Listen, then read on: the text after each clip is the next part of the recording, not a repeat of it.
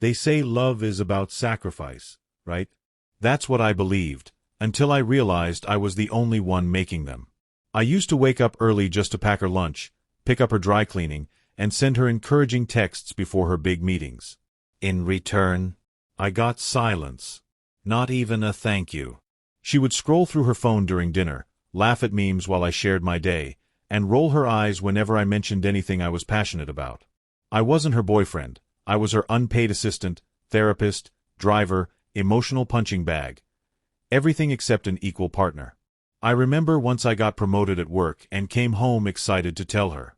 Her response? A mumbled, "cool," without even looking up from her screen.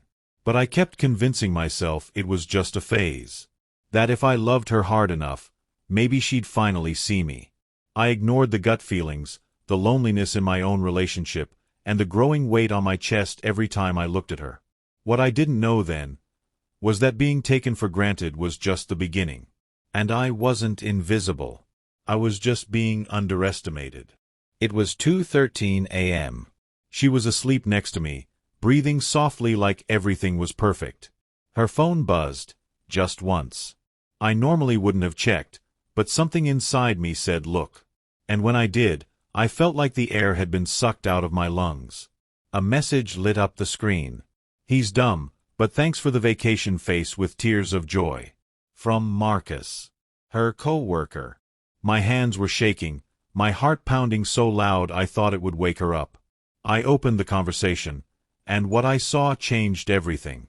Photos of them in a hotel. Her calling me her walking wallet. Jokes about how easily I fell for her act. I read each message like a knife twisting deeper in my chest. All those nights she said she was working late. She was with him. All the things I paid for, her tuition, her spa trips, that Bali getaway, all part of their little joke. But I didn't wake her up. I didn't scream. I sat there staring at her, this stranger in my bed. I didn't cry either. Something inside me died that night, and something else was born. A plan. The next morning, I smiled like nothing had changed. She kissed me goodbye, thinking I was still her fool. But inside I was done.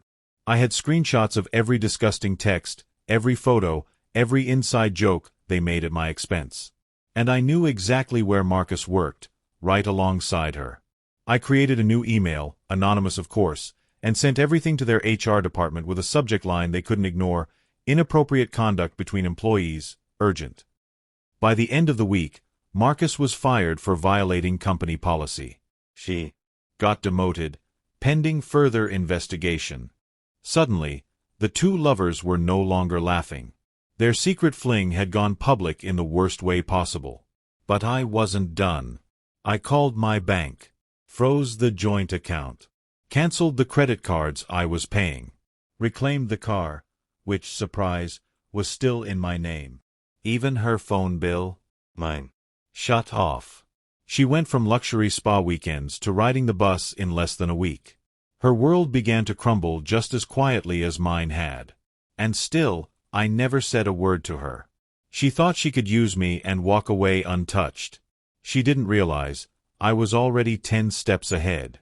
When her world started falling apart, she did what manipulators always do. She flipped the script. Suddenly, I was abusive, controlling, and financially cruel. She filed a claim against me, demanding money, the apartment, even emotional damages. She dragged me into court thinking I'd be too ashamed, too broken, too soft to fight back. But she didn't know what I had. I came prepared, with printed bank statements showing every transfer she begged for, texts of her mocking me, video footage from our apartment of her sneaking Marcus in while I was at work. I had everything. The judge looked at her like she was poison. Her lawyer, visibly embarrassed. And the best part? Her parents were in the courtroom, watching their perfect little daughter unravel. Midway through the hearing, her mom stood up and walked out. Her dad followed without a word. She was left standing there, alone, red-faced, stammering excuses that no one believed. The ruling? All claims denied. I kept everything I paid for. She was ordered to cover legal costs. The courtroom didn't just clear my name, it buried hers. She thought she could win with lies. But the truth? It was my deadliest weapon.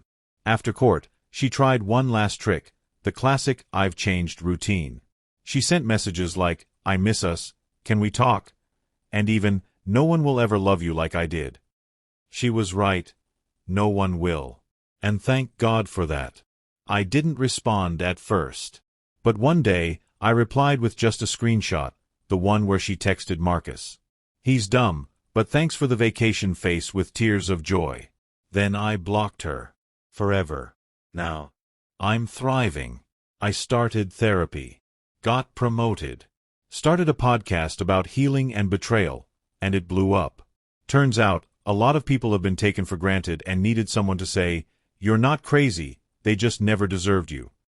I travel now. I smile more. I sleep in peace. People still ask if I'd ever take her back. The answer? Not even in another lifetime. She once said I was lucky to have her. But the truth is, she was lucky to have me. And now she misses the man she took for granted. Because he's gone. And he's never coming back.